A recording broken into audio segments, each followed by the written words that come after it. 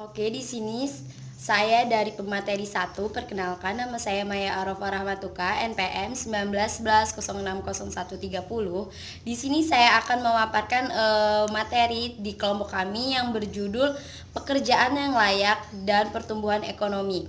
Nah, kita ketahui bahwasannya ekonomi di dunia ini sangatlah miris. Banyak sekali orang miskin dan orang pengangguran. Rata-rata pendapatan per kapita seharinya itu hanyalah 26.000 dengan jumlah 5,7% adalah pengangguran, dan ini sangat sulit sekali untuk mengatasi banyaknya orang-orang miskin dan pengangguran yang ada di sini. Oleh sebab itu kami ingin membahas mengenai tujuan atau sebuah program yang bisa sedikit membantu mengurangi kemiskinan dan sedikit menumbuhkan perekonomian yang lebih baik di dunia ini.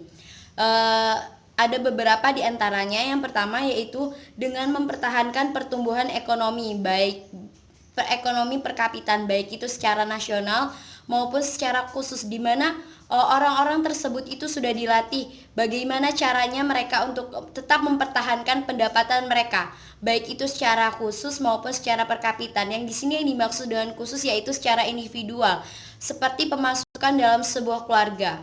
Nah, itu bisa disebut secara khusus, dan secara nasionalnya itu dalam ruang lingkup negara atau sebuah provinsi, di mana pendapatan provinsi atau sebuah negara itu harus tetaplah pasti, seperti contohnya dari pajak bumi bangunan, pajak kendaraan dan lain sebagainya, itu harus tetap diterapkan demi memajukan sebuah negara atau sebuah daerah di suatu tempat. Yang kedua itu mencapai tingkat produktivitas ekonomi, baik itu secara teknologi maupun inovasi. Di sini mencapainya tingkat produktivitas ekonomi, yaitu gimana caranya kita sebagai bangsa Indonesia, pemuda-pemuda Indonesia yang muda, yang memiliki pikiran yang lebih fresh tentunya daripada orang-orang zaman dahulu atau orang-orang yang lebih tua dari kita. Bagaimana caranya kita mengolah, menginovasi berbagai produktivitas negara kita, seperti contohnya kain batik. Itu bagaimana caranya kita memasarkan kepada orang-orang di luar sana, menginovasikan sehingga kain-kain batik itu bisa terjual dengan harga yang tidak murah, tapi dengan harga yang cukup mahal, yang bisa meningkatkan perekonomian di Indonesia ini dan sedikit mengurangi angka kemiskinan di Indonesia ini. Yang selanjutnya itu mempromosikan kebijakan berorientasi mengembangkan penduduk kegiatan produk. Di sini di mana kita itu harus menginovasikan setiap produk dari Indonesia yang tadinya mungkin hanya dijual murah, bagaimana caranya kita kemas secara apik dan kita pasarkan dengan cara yang mungkin lebih baik, sehingga harga-harga barang yang tadinya tidak seberapa mahal bisa menjadi mahal dan kita bisa mendapatkan keuntungan sebanyak mungkin, sehingga bisa meningkatkan perekonomian dan pendapatannya Indonesia ini. Yang selanjutnya meningkatkan secara progresif sampai tahun 2030 efisien sumber daya global dalam konsumsi produk. Nah, di sini yang dimaksud yaitu kita tidak hanya bekerja menjual produk-produk inovasi dari Indonesia ini dari lingkup Indonesia saja, tapi kita bisa mengadakan berbagai kegiatan kerjasama, hubungan bilateral antara negara satu dengan negara yang lain, di mana kita mengadakan hubungan ini dengan negara-negara yang mungkin lebih maju, sehingga perekonomian kita sedikit terbantu dengan adanya hubungan impor berbagai macam produk dengan negara-negara maju yang bisa membeli barang-barang kita dengan harga yang mungkin lebih tinggi. Selanjutnya yaitu pada tahun 2030 capai pekerjaan produktif dan pekerjaan layak, yaitu tidak membedakan baik itu pekerjaan antara laki-laki, perempuan dan orang cacat. Yang di sini dimaksud dengan kesetaraan. Di sini tidak ada namanya pembedaan antara pekerjaan antara laki-laki dan perempuan, baik pekerjaan orang yang sempurna maupun orang cacat. Di sini di mana tujuannya membuat semua orang itu bisa bekerja apa saja, baik itu laki-laki dan perempuan, baik itu orang cacat ataupun orang normal, itu berhak memilih atau bekerja sesuai dengan keinginan mereka tanpa ada pembedaan, yaitu dengan cara kita mengadakan kesetaraan, tidak adanya perbedaan antara kaum laki-laki dan perempuan, baik orang yang normal maupun orang yang cacat. Yang selanjutnya yaitu pada tahun 2020 secara substansial kurangnya produksi kaum muda. Nah, di sini dimaksud pada tahun 2020 ini kaum muda di Indonesia itu mungkin belum memiliki inovasi-inovasi yang baik. Dengan mereka mungkin belum terlatih, mereka belum memiliki pendidikan yang cukup untuk memasarkan atau mengembangkan penghasilan atau sumber daya alam yang ada di Indonesia ini kurang dieksplor oleh mereka, sehingga banyak sekali di kita menjual barang-barang mentah, seperti contohnya minyak bumi kita jual keluar, dan kita jual keluar dengan harga yang murah karena kita tidak bisa mengolahnya, kemudian kita beli lagi dari luar minyak bumi tersebut yang sudah diolah oleh orang luar seperti bensin, solar dan sebagainya, sehingga pada tahun 2020 ini kurang maju perekonomiannya karena kita sendiri yang sebenarnya memiliki potensi yang baik dalam segi sumber daya alam, tetapi kita belum bisa mengolahnya. Malah kita menjual dengan harga yang murah karena kita menjualnya barang mentah, dan kemudian kita membeli lagi barang-barang tersebut ketika sudah diolah dengan harga yang lebih mahal, 2 atau 3 kali lipat dari harga yang kita jual ke orang luar tersebut. Sekian pemaparan materi dari saya, akan dilanjutkan oleh rekan saya. Saya sebagai pemateri kedua, nama saya Maica Nasari. Saya akan melanjutkan yaitu tujuan yang ketujuh, mengambil tindakan segera dan efektif untuk memberantas kerja paksa dan mengakhiri atau menghapus mempekerjakan seorang anak. Jadi di sini di tujuan yang ini kita harus mengambil tindakan yang sesegera mungkin dan yang paling efektif untuk memberantas yang namanya kerja paksa. Karena di negara Indonesia kita ini adalah negara yang sudah merdeka. Artinya kita semua warga negara Indonesia itu memiliki hak dan kewajiban yang sama, dan tidak ada lagi namanya sistem paksa memaksa. Semua hal yang dilakukan kita adalah hal yang berdasarkan hati nurani kita, seperti itu.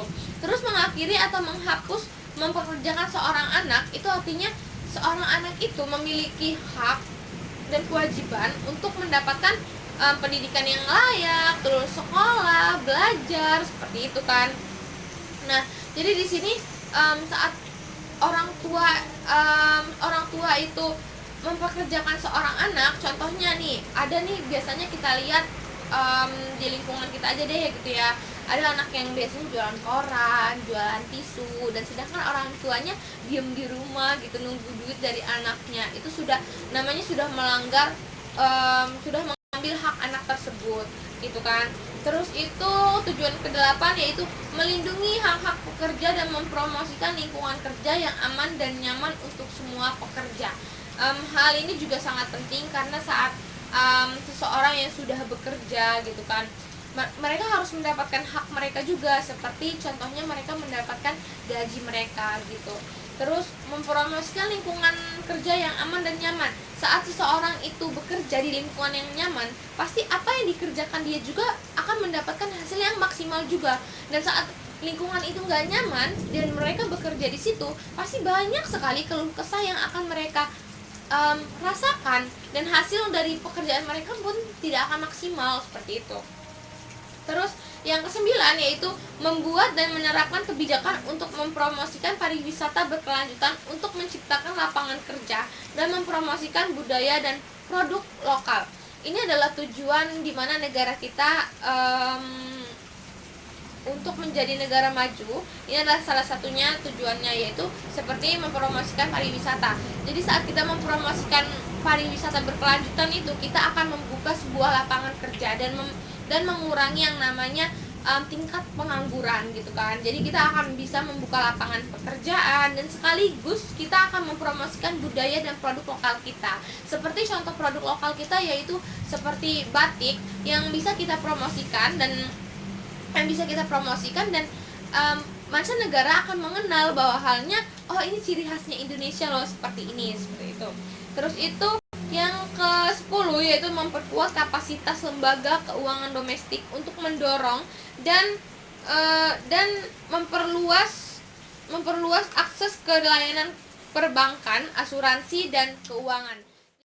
Untuk saat sebuah negara itu memperkuat lembaga keuangannya dan keuangan di sebuah negara itu stabil, apalagi saat negara itu adalah negara berkembang, maka negara itu akan menjadi sebuah negara yang maju gitu. Terus apalagi di sebuah negara yang mungkin keuangan mereka, lembaga keuangan mereka memang seimbang gitu, sudah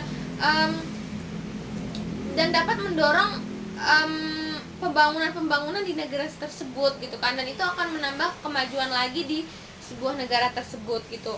Terus yang ke-11 yaitu meningkatkan bantuan untuk perdagangan untuk negara-negara berkembang, khususnya negara-negara yang paling kurang berkembang.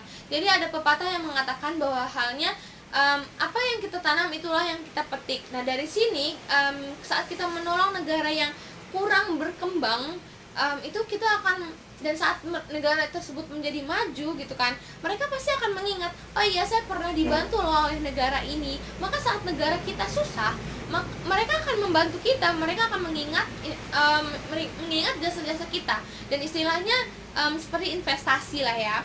Terus itu tujuan yang ke-12 yaitu kembangkan dan operasionalkan strategi global untuk pekerjaan kaum muda dan terapkan fakta lapangan kerja global dari organisasi perburuhan internasional. Jadi di sini kita harus mengembangkan dan operasionalkan strategi yang digunakan oleh dunia gitu. Apalagi untuk apalagi kita bisa melihat strategi negara maju. Bagaimana sih strategi mereka dapat menjadi sebuah negara maju. Nah, di situ bisa kita optimalkan untuk menjadi dasar kita agar kita dapat menjadi negara yang maju seperti itu. Dan strategi tersebut dapat digunakan oleh kaum muda gitu kan. Mereka sudah menggunakan itu karena kan kaum muda juga adalah penerus bangsa gitu. Mereka yang akan meneruskan kehidupan bangsa ini gitu.